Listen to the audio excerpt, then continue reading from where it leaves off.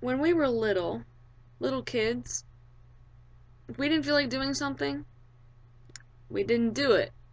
We pitched a fit, threw a temper tantrum, threw ourselves on the ground, pounded our fists and our feet, used the word no.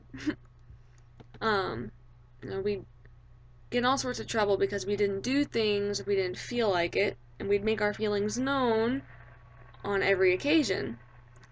Kids are known for their having no filter.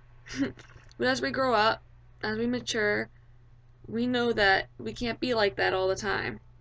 We do things we may not necessarily feel like doing at the time.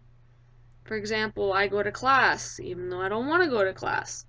I do my homework even though I don't feel like doing my homework. I go to work when I really don't want to go to work sometimes. Because we know that we can't base our decisions in life and our choices solely on how we feel.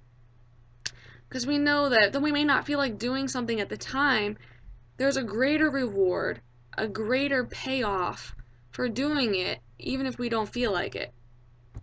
And we know that the consequence for following our feelings can be very severe.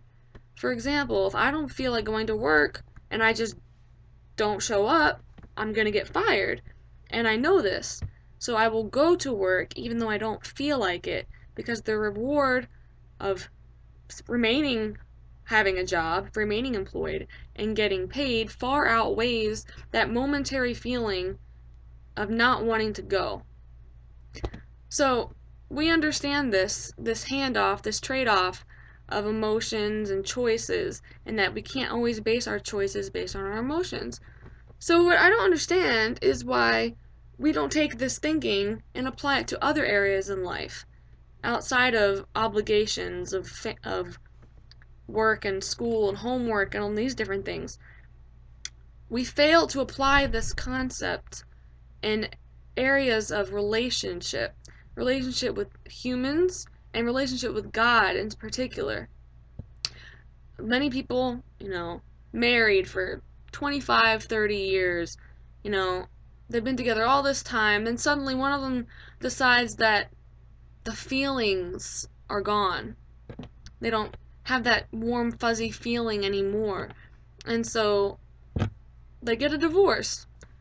But, last time I checked, the wedding vows said, until death do us part, not until I just don't feel like it anymore. Feelings is not the same thing as love. And when people say that the feelings aren't there, what they really mean is that they think the love isn't there. When feelings and love are two completely different things. Love is a choice to do something regardless of how you feel. Whereas feelings, we know, go up and down like a roller coaster. Ask any girl on her period or PMSing, her feelings are all over the place and don't even make sense half the time. From experience, sometimes I'll just start crying for no reason because my hormones are all out of whack. You can't just trust your feelings. Feelings mean nothing when it comes to things that really matter. You can't trust your feelings. You have to make a choice regardless of how you feel. Just like going to work, even though you don't feel like it, you know that there's a greater payoff, a greater reward for doing the right thing regardless of how you feel. Now, this mindset should carry on into the marriage relationship.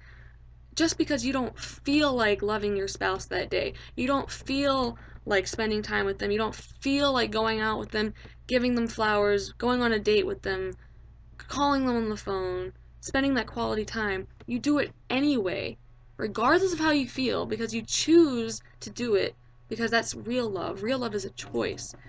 Now, the other area that we fail to apply this concept is in our relationship with God. With God, we might not feel like He's there. We may not feel like He cares. We may not feel like He hears us, or that He's there, or that that He loves us at all. But as we've established, feelings are not to always be trusted. Just because we feel something doesn't make it reality. If I'm feeling worried that someone's doing something, that doesn't mean that they're doing it. That's just how I feel. Your feelings don't dictate reality. Your feelings can be wholly contradictory to reality.